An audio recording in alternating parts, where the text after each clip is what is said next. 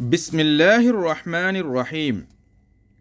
Futuh Al Ghaib, the revelations of the unseen, by Muhiyyaddeen Abdul Qadir Al Gilani, Qaddasallahu Sirrahul Azeez. He, may Allah be pleased with him, said, "When you are in a particular condition, do not wish for another condition, either higher or lower.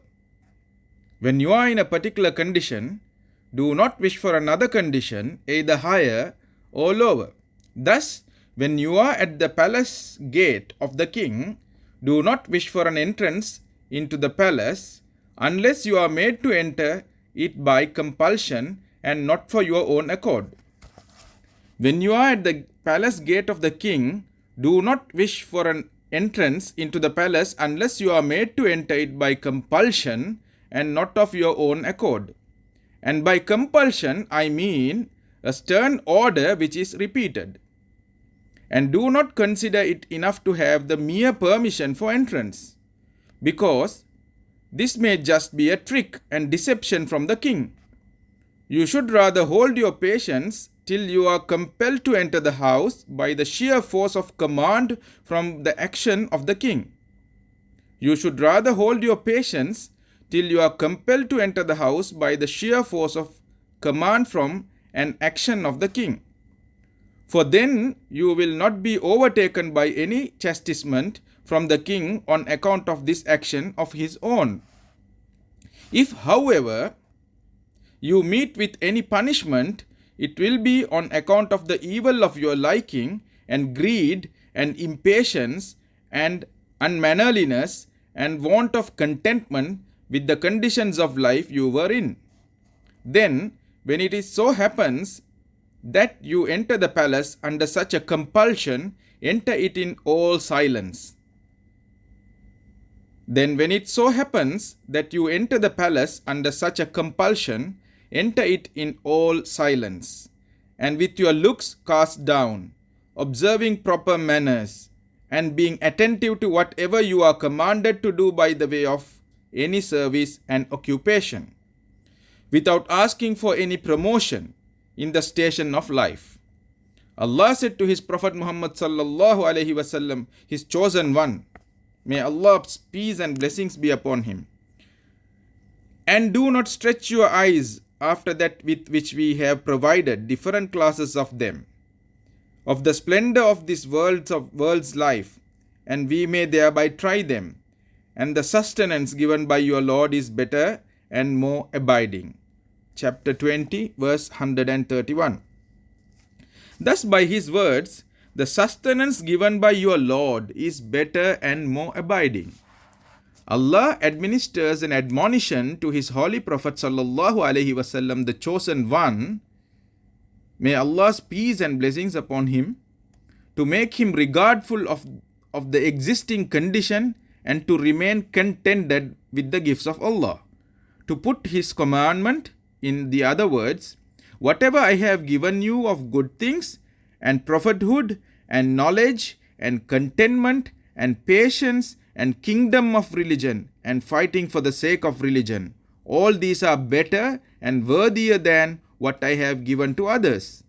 Thus, all good lies in being regardful of the existing condition and in being contented with it and in warding off all desires for anything which is besides it, because such a thing must be either one that is allotted to you or one which is allotted to another person or one which is allotted to nobody, but has been created by Allah as a trial. So, if it is destined for you, it is bound to come to you whether you like it or dislike it. If it is destined for you, it is bound to come to you, whether you like it or dislike it. It is not proper, therefore, that any unmannerliness should be manifested from you or any greed in your desire for it, because it is disapproved by the standards of intelligence and knowledge. And if it is destined for another man, why should you bear hardships for a thing which you cannot get and which is never to reach your hands? And if it is a thing which is not to fall to the lot of any man, that is only a trial. How can an intelligent person like and approve that he should ask for himself a trial and actively seek for it?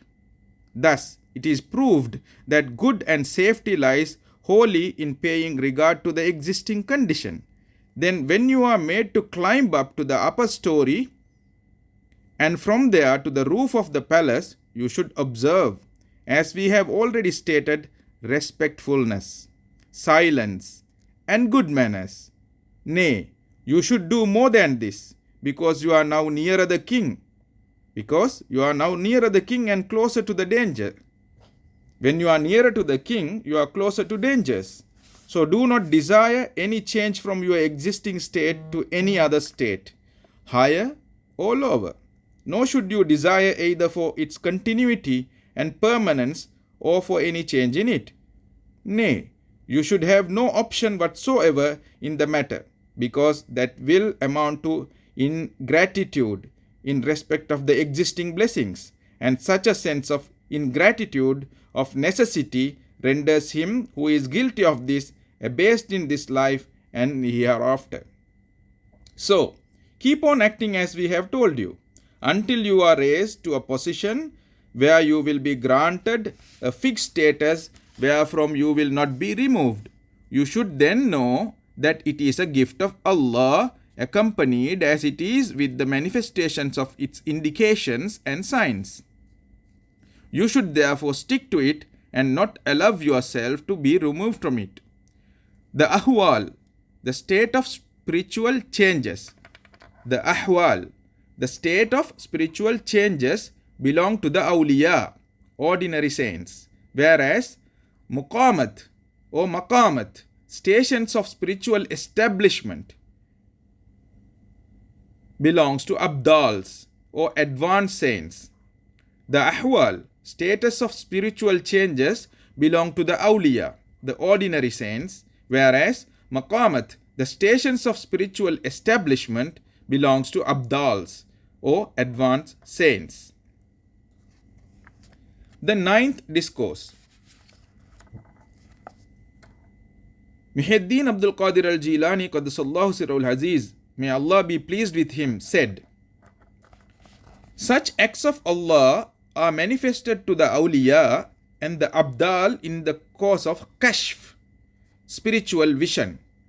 Such acts of Allah are manifested to the awliya and the abdal in the course of kashf, spiritual vision, and mushahida, spiritual experience, as overwhelm the reasoning power of man and shatter into pieces all habits and customs. This manifestation is of two kinds. One of them is called Jalal, majesty and glory, and the other is called Jamal, gracefulness. This manifestation of Allah is two kinds. One of them is called Jalal and the other one is called Jamal.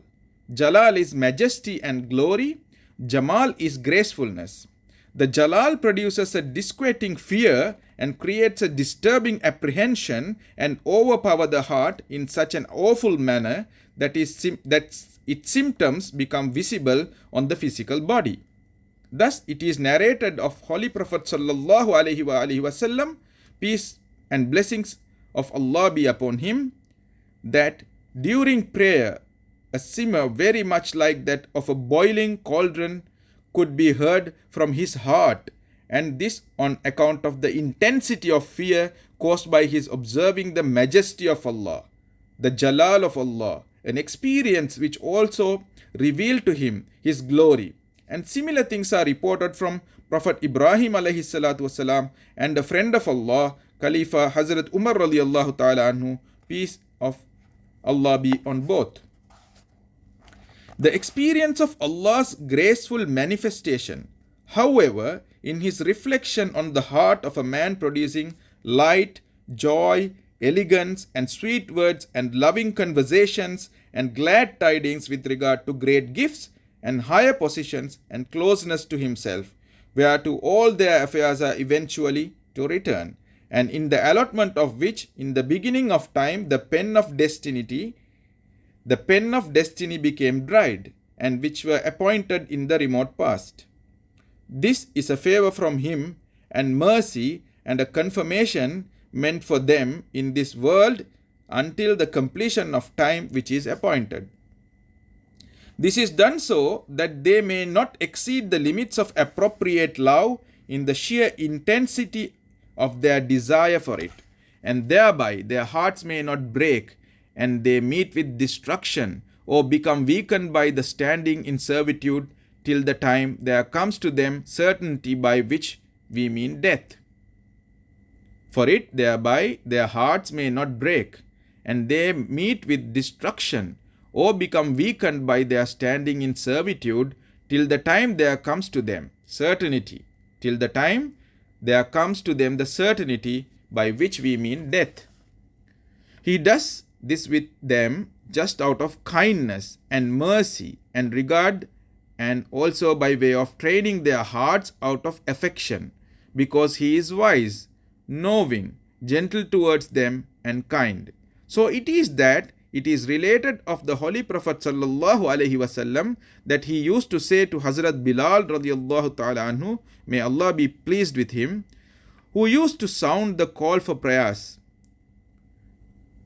cheer our heart, O Bilal, cheer our heart, O Bilal, cheer our heart, O Bilal.